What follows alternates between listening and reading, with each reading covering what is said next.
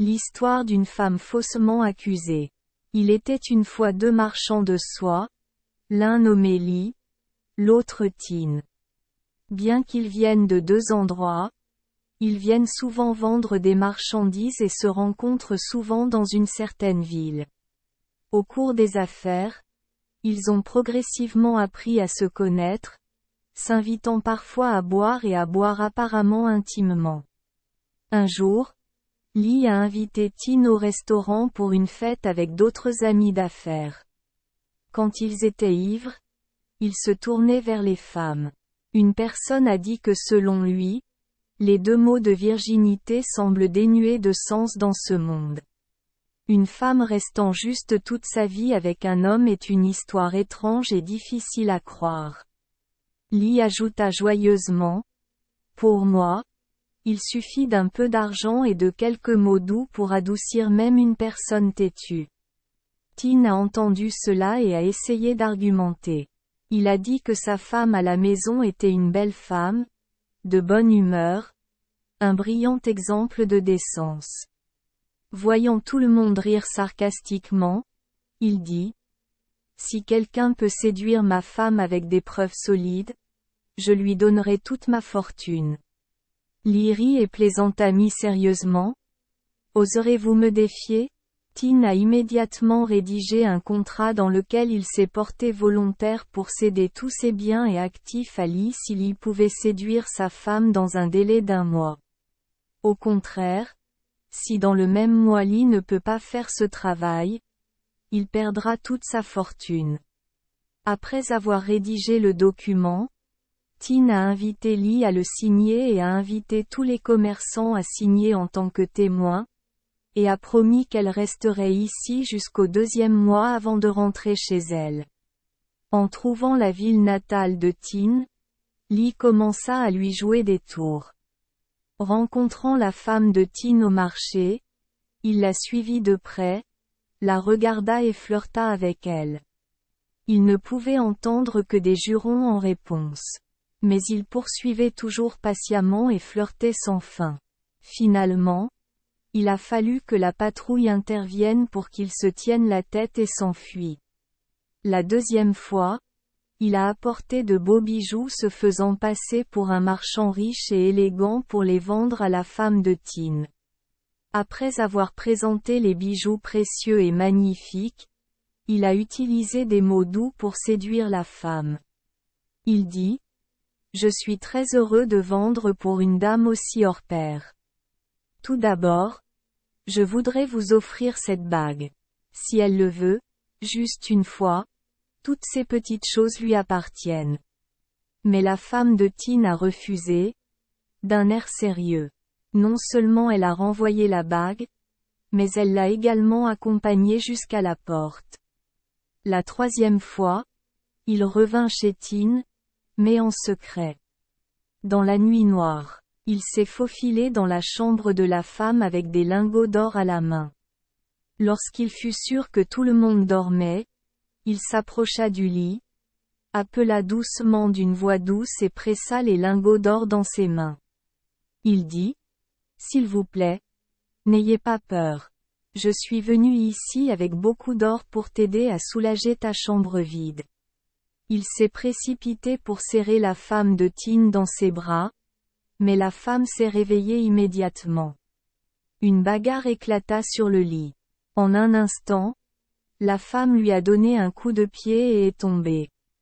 Il a rampé et s'est enfui. Voyant que mon travail n'a donné aucun résultat et que le délai est presque écoulé. Li se souvint, soudain du contrat qu'il avait signé avec Tin et devint extrêmement inquiet. Il réfléchit alors à un plan très sinistre. Il est allé se renseigner et a trouvé une sage-femme qui avait aidé la femme de Tin à accoucher. Il a donné beaucoup d'argent à cette personne et l'a persuadé de lui faire connaître certaines particularités de la femme de Tin. La sage-femme était une personne qui plissait les yeux lorsqu'elle voyait la richesse, alors lorsqu'elle reçut l'argent de Li, elle se pencha vers son oreille. Il y a un petit grain de beauté sous ton nombril. Puis Li revint rencontrer Tin, lui disant joyeusement qu'il avait séduit sa femme. Tin a demandé des preuves et quand il a entendu Li lui signaler la taupe secrète, il n'avait plus d'âme. Il n'a eu d'autre choix que de donner à Li son héritage puis, rempli de jalousie, il est retourné dans sa ville natale et a battu très cruellement sa femme et l'a chassée. Calomniée et injustement battue, la femme de Love était extrêmement en colère. Elle pensait à se venger et cherchait à se justifier. Un jour, elle a rencontré Li au milieu de la rue, alors elle s'est précipitée vers lui et l'a grondé, lui a attrapé les cheveux et a tiré violemment. Les gens ont poursuivi 2 personnes en justice. Lorsque le mandarin lui a demandé pourquoi elle avait humilié un homme en pleine rue sans raison, elle a répondu, « Mandarin, il m'a emprunté une somme de 20 francs, je crois qu'il me connaît et ne m'a pas demandé de faire quoi que ce soit. » Paperasse. Qui aurait pensé que maintenant il se retournerait et refuserait de payer, peu importe ce qu'il demandait. Voyant la femme de Tin la calomnier, Li sourit légèrement. Il a avoué au mandarin, « J'assure le mandarin et tout le monde ici que je ne connais pas du tout cette femme, encore moins emprunter ou emprunter quoi que ce soit. » En entendant cela, la femme de Tin raconta au mandarin l'histoire, le mépris de son mari envers lui, son complot trompeur contre elle et la perte de ses biens et de sa carrière. Finalement elle dit, « S'il ne me connaissait pas du tout, comment aurait-il pu coucher avec moi ?» Le marchand trompeur était abasourdi par sa gaffe. Après un interrogatoire, son complot a été révélé. Le juge a permis à Tin non seulement de ne perdre aucun de ses biens, mais également de gagner davantage de biens de son adversaire, comme promis. Grâce à cela, le couple s'est réuni. Quant à la femme qui exerce le métier de sage-femme, elle est non seulement coupable de ruiner les familles des autres, mais elle va aussi à l'encontre de la conscience de sa profession. Le juge l'a condamnée à la réclusion à perpétuité comme un crime très grave pour les femmes afin de servir d'avertissement aux autres. 1. Horreur. L'histoire ci-dessus est similaire à l'histoire russe. La femme fidèle, Nikolaï, le fils d'un riche marchand, tombe amoureux de la fille d'un forgeron qui mendiaient ensemble, nommée Massa. Pour se marier, Nicolas enrichit secrètement son amant et son père. Il achète une splendide maison au nom d'un comte et apprend toutes les règles de la vie aristocratique. Après le mariage, le père de Nicolas mourut.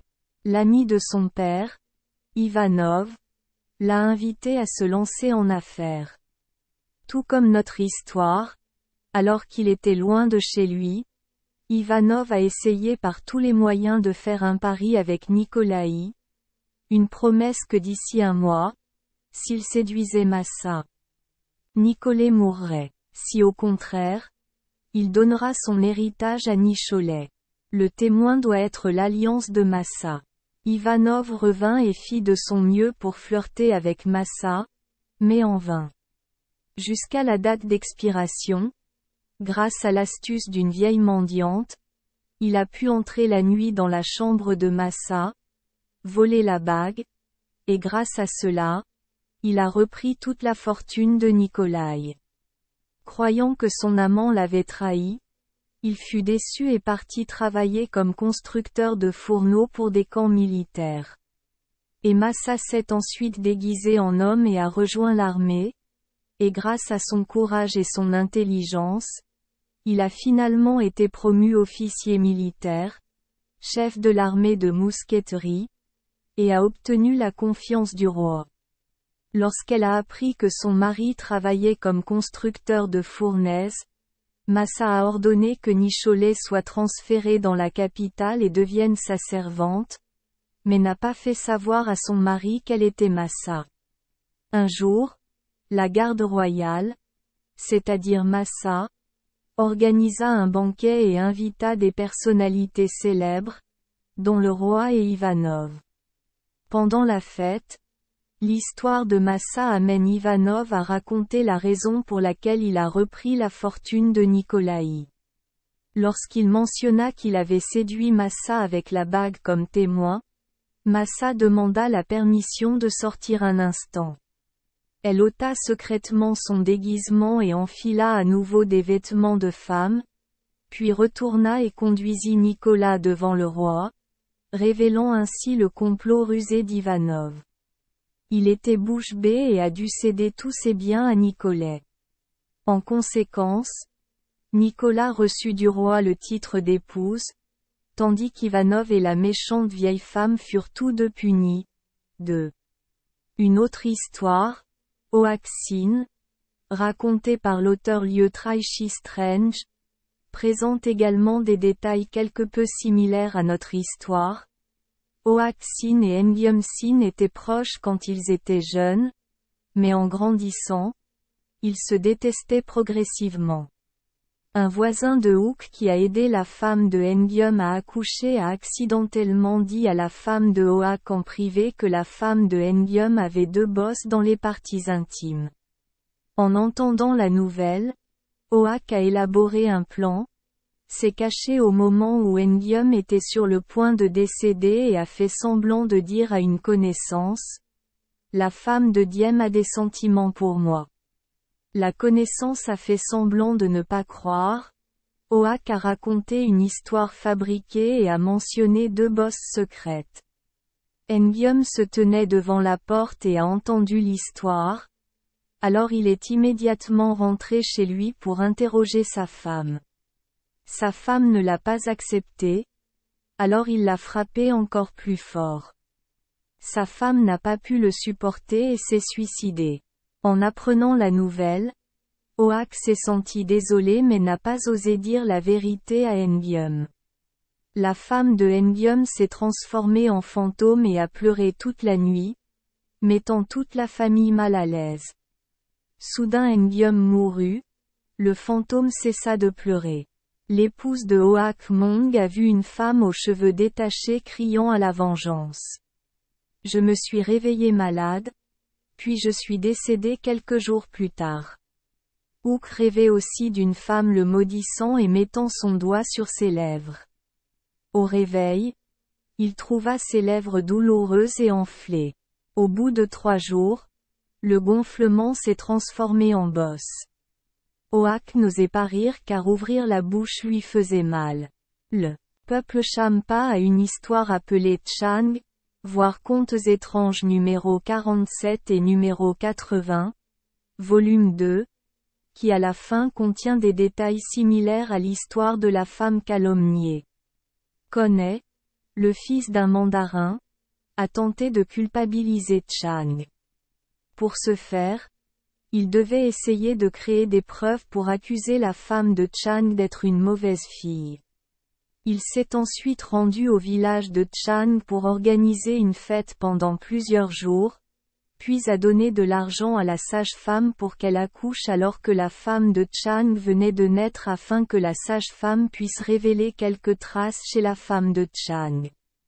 Puis il retourna à la cour pour répandre la nouvelle qu'il avait couché avec la femme de Chang lors de quelques fêtes, afin que le roi puisse exécuter Chang, car le roi avait ordonné que si Chang épousait une femme moins vertueuse que la princesse, Chang le ferait être condamné à mort. Le jour où Chang était sur le point d'être décapité par Kone suite aux ordres du roi, la femme de Chang a ouvert un magasin d'eau sur la route menant au site d'exécution. Lorsque Kone est passé devant le restaurant, la femme de Chang a attrapé sa chemise pour réclamer la dette. Le mandarin n'a pas payé mon restaurant plusieurs fois.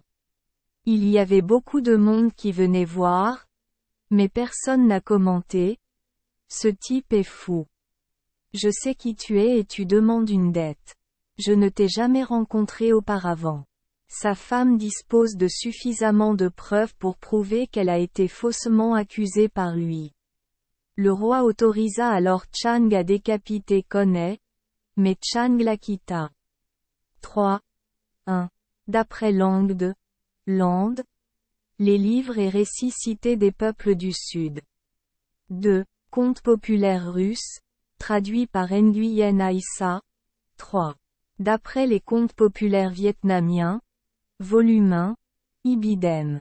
Merci les enfants des Esperluette Croisillon 39. Avoir écouté des contes de fées au jour Esperluette Croisillon 39. 8. Espérons que les histoires apporteront aux enfants des moments heureux et significatifs. Si vous aimez notre chaîne, veuillez appuyer sur le bouton S Esperluette Croisillon 39. Abonner, pour ne manquer aucune histoire intéressante. Je vous souhaite une bonne nuit de sommeil et de beaux rêves. Rendez-vous dans la prochaine histoire.